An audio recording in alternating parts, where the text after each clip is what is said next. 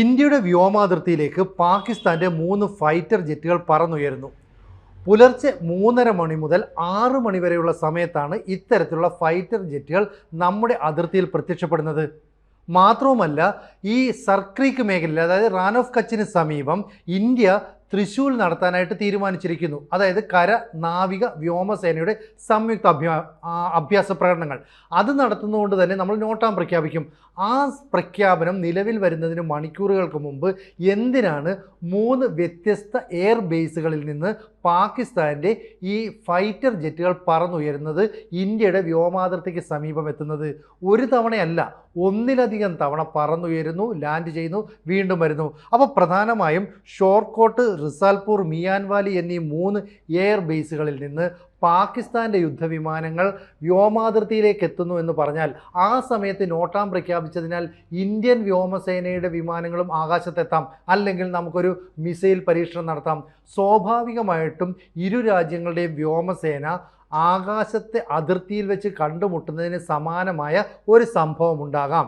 അപ്പം ഇതിന് പിന്നിൽ പാകിസ്ഥാൻ്റെ ബുദ്ധിയാണെന്ന് മാത്രം നമുക്ക് ഊഹിക്കാൻ കഴിയില്ല. അതായത് പാകിസ്ഥാൻ ഇങ്ങനെ ഒരു പ്രവൃത്തി ചെയ്യണമെങ്കിൽ സ്വാഭാവികമായിട്ടും അമേരിക്കയുടെ ഒരു പിന്തുണ വേണം. നമുക്കറിയാം, കഴിഞ്ഞ മെയ് മാസത്തിൽ ഓപ്പറേഷൻ സിന്ദൂറിൻ്റെ ഭാഗമായിട്ട് പാകിസ്ഥാനുള്ളിലേക്ക് കയറി ആക്രമണം നടത്തിയപ്പോൾ തകർന്നത് അമേരിക്കയുടെ എയർബേസാണ്. അവരുടെ ഹാങ്ങറിൽ ഉണ്ടായിരുന്ന വിമാനങ്ങളടക്കം തകരുന്ന സാഹചര്യവുമുണ്ടായി. ഇപ്പോൾ മറ്റൊരു സംഭവമായിട്ട് ഇതിനെ കൂട്ടി വായിക്കണം. അതായത് കഴിഞ്ഞ 4 ദിവസങ്ങളിലായിട്ട് പാകിസ്ഥാനും അഫ്ഗാനിസ്ഥാനും തമ്മിലുള്ള പ്രശ്നം അവസാനിപ്പിക്കാൻ ഇസ്താംബൂളിൽ വെച്ച് ഒരു ചർച്ച നടക്കുന്നു. ഖത്തറും തുർക്കിയുമാണ് മധ്യസ്ഥർ. ഈ ചർച്ച ഒടുവിൽ അലസിപ്പിരിയുന്നു. പാകിസ്ഥാൻ പറയുന്നു ഇന്ത്യയെ അനുകൂലിക്കുന്ന അഫ്ഗാൻ പ്രതിനിധികൾ ചർച്ചയിൽ പങ്കെടുത്തുകൊണ്ടാണ് ചർച്ച അലസിപ്പിരിഞ്ഞതെന്ന്. പക്ഷേ അങ്ങനെയല്ല. അഫ്ഗാൻ കൃത്യമായിട്ട് ചില കാര്യങ്ങൾ ചോദിക്കുന്നു. അതായത് ഞങ്ങൾക്ക് നേരെ നടത്തിയ ആക്രമണത്തിൽ പാകിസ്ഥാൻ്റെ ഡ്രോണുകൾ ഉണ്ടായിരുന്നു. പാകിസ്ഥാൻ്റെ ഡ്രോണുകൾ എന്ന് പറഞ്ഞാൽ അമേരിക്കൻ നിർമ്മിത ഡ്രോണുകൾ ഉപയോഗിച്ച് പാകിസ്ഥാൻ ആക്രമണം നടത്തി. ഇത് അഫ്ഗാനിസ്ഥാൻ കണ്ടെത്തി. നിങ്ങൾ ഉപയോഗിച്ചത് അമേരിക്കയുടെ ഡ്രോൺ ആണോ എന്ന് ചോദിച്ചു. ആദ്യഘട്ടത്തിൽ പാകിസ്ഥാൻ ഒന്നും പ്രതികരിച്ചില്ലെങ്കിലും പിന്നീട് പറഞ്ഞു, ശരിയാണ്, ഞങ്ങളും അമേരിക്കയും തമ്മിൽ അത്തരത്തിൽ ചില കരാറുകളുണ്ട്. ഞങ്ങളെ ഏതെങ്കിലും രാജ്യം ആക്രമിച്ചാൽ അവർക്ക് നേരെ അമേരിക്ക ആക്രമണം നടത്താം. അപ്പോൾ ആ ഡ്രോൺ ആക്രമണം നടത്തിയത് അമേരിക്ക. ഇനി ഈ ആക്രമണം നടത്തിയത് പാകിസ്ഥാനിൽ നിന്നല്ല, ഖത്തറിൽ നിന്നാണ്. അതെങ്ങനെയാണ് ഖത്തറുമായിട്ട്? അപ്പം മീഡിയേറ്റർ എന്ന നിലയിൽ വന്ന ഖത്തർ പോലും അമേരിക്കയ്ക്ക് ആക്രമണത്തിന് സഹായം ചെയ്തു കൊടുക്കുന്നു. ഖത്തർ പറയുന്നു ഞങ്ങൾക്കൊന്നും ചെയ്യാൻ കഴിയില്ല, ഞങ്ങളും അമേരിക്കയും തമ്മിൽ മറ്റൊരു കരാറുണ്ട്. അതായത് ഞങ്ങളുടെ രാജ്യത്തെ എയർബേസുകൾ കൃത്യമായിട്ട് ഉപയോഗിക്കാൻ അമേരിക്കയ്ക്ക് ഞങ്ങൾ കരാറിലൂടെ അനുവാദം നൽകി. അപ്പോൾ ഇത് മൊത്തം തകർന്ന് തരിപ്പണമായി. കൂടാതെ ഏതാണ്ട് 3-4 ദിവസം തെഹരിക്കെ താലിബാൻ ഇൻ പാകിസ്ഥാൻ എന്ന് പറയുന്ന അഫ്ഗാൻ അനുകൂല അല്ലെങ്കിൽ താലിബാൻ അനുകൂല ഭീകര സംഘടനയ്ക്ക് നേരെ പാകിസ്ഥാൻ ആക്രമണം നടത്തുന്നു. ഇവർ തിരിച്ച് ആക്രമണം നടത്തുന്നു. എന്തായാലും ഫീൽഡ് മാർഷലായ അഹമ്മദ് ഖാസിമിൻ്റെ നേതൃത്വത്തിലാണ് അഫ്ഗാനിസ്ഥാൻ തുടർച്ചയായിട്ട് പാകിസ്ഥാന് നേരെ ആക്രമണം നടത്തിയത്. ഒടുവിൽ പാകിസ്ഥാൻ തിരിച്ചടിച്ചു. എന്ത്? താലിബാൻ ഉപമേധാവി എന്നറിയപ്പെടുന്ന അംജാദിനെ ഉൾപ്പെടെ കൊലപ്പെടുത്തിക്കൊണ്ടാണ് ഇപ്പോൾ തിരിച്ചടി നടത്തിയിരിക്കുന്നത്. ഇനി കാര്യത്തിലേക്ക് വരാം. നേരത്തെ പറയുന്നത് പോലെ ഈ സർക്രീക്ക് മേഖലയിൽ നമ്മൾ കര, വ്യോമ, നാവിക അഭ്യാസം നടത്തുമ്പോൾ 3 ഫൈറ്റർ ജെറ്റുകൾ വന്ന് ഇന്ത്യക്ക് മേൽ പ്രകോപനം സൃഷ്ടിക്കാനായിട്ട് ശ്രമിക്കുന്നു എന്നാണ് മനസ്സിലാകുന്നത്.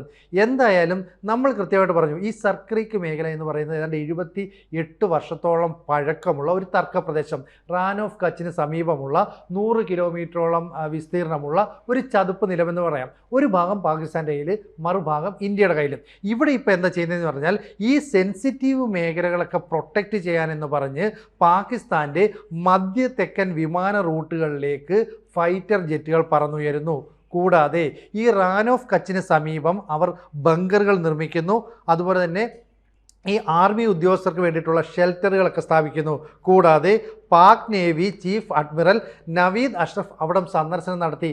എന്നിട്ട് അവർക്ക് കുറച്ച് യുദ്ധോപകരണങ്ങൾ, അത്യന്താധുനിക ടാങ്കുകൾ പോലെയുള്ള ആധുനിക സൈനികോപകരണങ്ങളൊക്കെ നൽകുന്നുണ്ട്.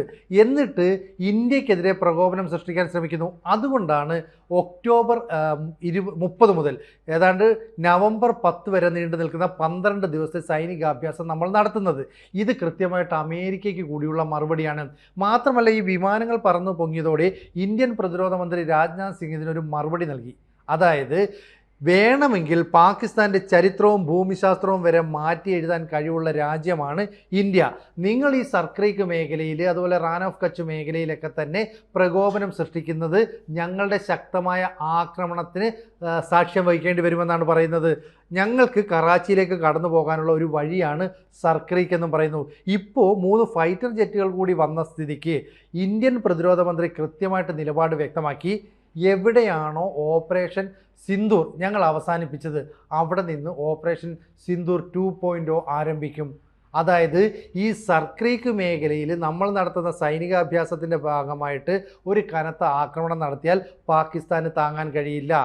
നമ്മുടെ അത്യന്താധുനിക യുദ്ധവിമാനങ്ങൾ, അന്തർവാഹിനികൾ, അതുപോലെ തന്നെ കരസേനയുടെ ആയുധങ്ങൾ ഇവയെല്ലാം തന്നെ നമ്മൾ ഉപയോഗിക്കും. 20,000-ഓളം സൈനികരാണ് ഈ അഭ്യാസ പരിപാടിയിൽ പങ്കെടുക്കുന്നത്. അപ്പം വളരെ ജാഗ്രതയോടുകൂടിയാണ് അമേരിക്കയുടെയും പാകിസ്ഥാൻ്റെയും നീക്കത്തെ ഇന്ത്യ കാണുന്നത് എന്ന് വേണമെങ്കിൽ പറയാം. അപ്പം 1948 മുതൽ തർക്കപ്രദേശമായിട്ടുള്ള സർക്രീക്ക് മേഖലയിലേക്ക് ഇപ്പോൾ പാകിസ്ഥാൻ അനാവശ്യമായി കടന്നു കയറുന്നത് ഇന്ത്യയെ പ്രകോപിപ്പിക്കാൻ വേണ്ടി തന്നെയാണ്. എന്തായാലും അഫ്ഗാനിസ്ഥാനെ പാകിസ്ഥാൻ ആക്രമിക്കുന്നു, തിരിച്ച് പാകിസ്ഥാനെ അഫ്ഗാനിസ്ഥാൻ ആക്രമിക്കുന്നു. ഈ സംഭവത്തിൽ അഫ്ഗാനിസ്ഥാൻ എല്ലാ സഹായവും ചെയ്തു കൊടുക്കുന്നത് ഇന്ത്യ സൈനികപരമായിട്ട് സാമ്പത്തികപരമായിട്ടൊക്കെ സഹായിക്കുന്നു എന്ന് പറയാം. ഇവിടെ ഇപ്പോൾ പ്രശ്നം എന്താ? പാകിസ്ഥാനും അഫ്ഗാനിസ്ഥാനും തമ്മിലടിച്ചാൽ പാകിസ്ഥാൻ ജനതയുടെ പൂർണ്ണ പിന്തുണ അവർക്ക് കിട്ടില്ല. കാരണം ഇരു കൂട്ടരും മുസ്ലിം മതവിഭാഗത്തിൽപ്പെട്ടവരാണ്. കൂടാതെ അഫ്ഗാനിസ്ഥാനിലെ പ്രധാനപ്പെട്ട നേതാക്കളൊക്കെ മതപഠനം ഉൾപ്പെടെ നടത്താനെത്തുന്നത് പാകിസ്ഥാനിൽ. അപ്പം നമുക്കറിയാം നമ്മുടെ രാജ്യത്തേക്ക് വന്ന ആമിർ ഖാൻ മുത്താഖി ഉൾപ്പെടെയുള്ളവർക്ക് പാകിസ്ഥാനിൽ പഠനവുമായി ബന്ധപ്പെട്ട കുറേ കണക്ഷൻസ് ഉണ്ട്. അങ്ങനെയുള്ള ഒരു രാജ്യത്തെ ആക്രമിച്ചാൽ അഫ്ഗാനിസ്ഥാൻകാർ നമ്മുടെ ആൾക്കാരല്ലേ, അതുപോലെ തന്നെ അഫ്ഗാനിസ്ഥാൻ വംശജരായ നിരവധി ആളുകൾ പാകിസ്ഥാനിലുണ്ട്, ഞങ്ങൾ പിന്തുണയ്ക്കുന്നില്ല. അതുകൊണ്ട് തന്നെ മേഖലയിലെ ജനങ്ങളുടെ പിന്തുണ ആർജിക്കാൻ ഇന്ത്യയുമായിട്ടൊരു തർക്കം വേണം. എല്ലായ്പ്പോഴും പാകിസ്ഥാൻ ഇന്ത്യ പ്രകോപനം ഉണ്ടായെങ്കിൽ മാത്രമേ ഒരു വികാരത്തെ ഉണർത്തിക്കൊണ്ട് ജനങ്ങളെ കൂടെ നിർത്താൻ പാകിസ്ഥാൻ ഭരണകൂടത്തിന് കഴിയൂ. ഇത് കൃത്യമായിട്ട് അമേരിക്ക മുതലെടുക്കുന്നു. അങ്ങനെയാണെങ്കിൽ ഞങ്ങൾ സഹായം ചെയ്യാം, നിങ്ങൾ ഇറങ്ങി തിരിച്ചോ എന്നൊരു വാഗ്ദാനം നൽകിയിട്ടുണ്ടാകും. അതുകൊണ്ടാണ് ഷോർട്ട്കോട്ട്, റിസാൽപൂർ, മിയാൻവാലി എന്നിങ്ങനെ 3 വ്യത്യസ്ത ആർമി ബേസുകളിൽ നിന്ന് പാകിസ്ഥാൻ്റെ ഫൈറ്റർ ജെറ്റുകൾ പറന്നുയരുന്നു. ഗുജറാത്ത്, രാജസ്ഥാൻ അതിർത്തി, അതായത് പാകിസ്ഥാൻ്റെ അതിർത്തി പ്രദേശം വരുന്ന മേഖലയിലേക്ക് ഈ ഫൈറ്റർ ജെറ്റുകളുടെ സ്വാധീനം വരുന്നു, അല്ലെങ്കിൽ അവരുടെ ഒരു രംഗപ്രവേശം ഉണ്ടാകുന്നു. ഈ സമയത്ത് നമ്മൾ ആക്രമണം നടത്തുകയോ നമ്മൾ തിരിച്ചടിക്കുകയോ നൽകുകയോ ചെയ്താൽ അത് വേണമെങ്കിൽ ഒരു യുദ്ധ പ്രഖ്യാപനമായിട്ട് മാറാം. ഇപ്പോൾ പാകിസ്ഥാൻ പറയുന്നത് ഞങ്ങളുടെ ഈ അതിർത്തിക്കടുത്തുള്ള സെൻസിറ്റീവ് മേഖലയെ സംരക്ഷിക്കേണ്ടത് ഞങ്ങളുടെ ബാധ്യതയാണ്. അതുകൊണ്ട് മധ്യ തെക്കൻ വിമാന റൂട്ടിലേക്ക് നിരീക്ഷണം നടത്താനായിട്ട് ഞങ്ങൾ ഈ വിമാനങ്ങളെ അയച്ചതാണെന്ന് പറയുന്നു. എന്തായാലും ഈ സർക്രീക്കിലെ പ്രകോപനം നിർത്തിയില്ലെങ്കിൽ ഞങ്ങൾ ഓപ്പറേഷൻ സിന്ദൂർ 2.0 ആരംഭിക്കുമെന്ന് രാജ്നാഥ് സിംഗ് പറഞ്ഞതിനോട് ഏതാനും നാളുകൾക്ക് മുമ്പ് നമ്മുടെ കരസേനാ മേധാവി, വ്യോമസേനാ മേധാവിയൊക്കെ പറഞ്ഞ കാര്യങ്ങൾ കൂടി കൂട്ടി വായിക്കണം. കാരണം ഇനിയൊരു ആക്രമണം ഉണ്ടായാൽ അത് 3-4 ദിവസം നീണ്ടു നിൽക്കുന്ന ഓപ്പറേഷൻ ആയിരിക്കില്ല. എന്നുവെച്ചാൽ ഓപ്പറേഷൻ സിന്ദൂർ നമ്മൾ പ്രഖ്യാപിച്ച ഇനി അത് യുദ്ധമാവും.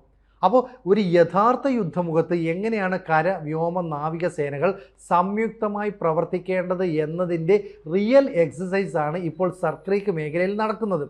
ആ എക്സസൈസിൻ്റെ അടിസ്ഥാനത്തിൽ 5 വർഷം വരെ നീണ്ടു നിൽക്കാവുന്ന യുദ്ധം നടത്താൻ പോലും നമ്മൾ തയ്യാറാണ്. ഇപ്പോൾ പാകിസ്ഥാൻ പേടിക്കുന്നത് ഇതിനിടയിൽ POK എങ്ങാനും നമ്മൾ കയറി പിടിച്ചെടുക്കുമെന്നുള്ളൊരു ഭയമുണ്ട്.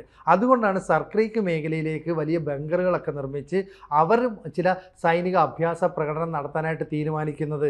അതായത് ഞങ്ങളും നിങ്ങളുടെ അഭ്യാസമൊക്കെ കണ്ട് ഒരുങ്ങിയിരിക്കുകയാണ്, വേണമെങ്കിൽ ഞങ്ങളെ ഒന്ന് ആക്രമിച്ച് നോക്കൂ എന്നുള്ള ഒരു പ്രകോപന നിലപാട്. ചുറ്റിലും നിൽക്കുന്നത് അമേരിക്കൻ സൈനികരാണ്. അപ്പം അമേരിക്കയുടെ പൂർണ്ണ പിന്തുണ കിട്ടുമെന്ന് അറിഞ്ഞുകൊണ്ടാണ് ഇത്തരം ഒരു നീക്കം നടത്തിയത്. എന്തായാലും നമ്മുടെ വ്യോമാതിർത്തിയിലേക്ക് 3 ഫൈറ്റർ ജെറ്റുകൾ പറന്നുയർന്നു. അതും പുലർച്ചെ 3:30-ക്കും 6 മണിക്കും ഇടയിൽ പറന്നുയർന്നു എന്നുള്ളതിനെ വളരെ ഗൗരവത്തോടെ ഇന്ത്യൻ ഭരണകൂടം കാണുന്നുണ്ട്. മാത്രമല്ല 20,000-ഓളം സൈനികർ, ടാങ്കുകൾ, നമ്മുടെ റഫേൽ ഉൾപ്പെടെയുള്ള യുദ്ധവിമാനങ്ങൾ, മിസൈലുകളെല്ലാം തന്നെ സജ്ജമായിട്ട് 3 സേനകളും അവിടെ നിൽക്കുന്നുണ്ട്. രാജ്നാഥ് സിംഗ് പറയുകയും ചെയ്യുന്നുണ്ട് കറാച്ചിയിലേക്കുള്ള ഒരു വഴിയാണ് സർക്രീക്ക്, അത് മറക്കരുത് എന്ന് പറഞ്ഞാൽ എന്തെങ്കിലും തരത്തിലുള്ള ഒരു പ്രകോപനമുണ്ടായാൽ പാകിസ്ഥാൻ്റെ ചരിത്രവും ഭൂമിശാസ്ത്രവും മാറ്റി എഴുതാൻ ഇന്ത്യൻ സൈന്യം മുന്നിട്ടിറങ്ങുമെന്ന് അർത്ഥം. കൂടുതൽ വാർത്തകളും വിശേഷങ്ങളും നിങ്ങളിലേക്ക് എത്താൻ ABC മലയാളം സബ്സ്ക്രൈബ് ചെയ്യുക, ബെൽബട്ടനും അമർത്തുക.